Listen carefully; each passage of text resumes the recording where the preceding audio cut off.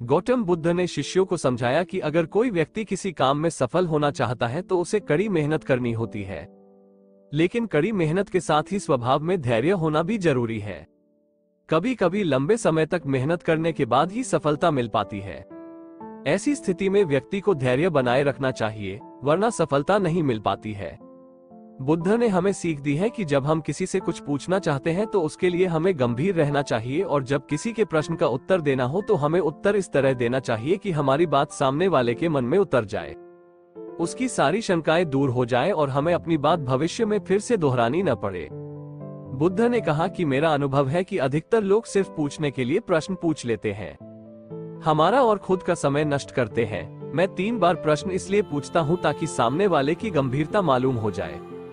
पूछने वाले को भी अपने प्रश्न के मामले में गंभीर रहना चाहिए। मैंने प्रश्न के उत्तर भी 3 बार दिए हैं ताकि मेरी बात सामने वाले व्यक्ति को अच्छी तरह समझ आ सके और मेरी बात उसके मन में उतर सके। गौतम बुद्ध ने कहा, नफरत को नफरत से नहीं बल्कि प्यार से ही दूर किया जा सकता है।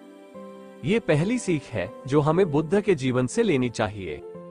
दुनिया में प्यार ही एक ऐसा एहसास और भावना है जो इतनी शक्तिशाली है कि इससे उदासी, गुस्सा और निराशा दूर हो जाती है। हमेशा बड़बोलापन अच्छा नहीं होता, कभी कभी चुप रहना भी बुद्धिमानी की निशानी होती है। गौतम बुद्ध के ये विचार सिखाते हैं कि आपका काम दर्शाता है कि आप कौन हैं।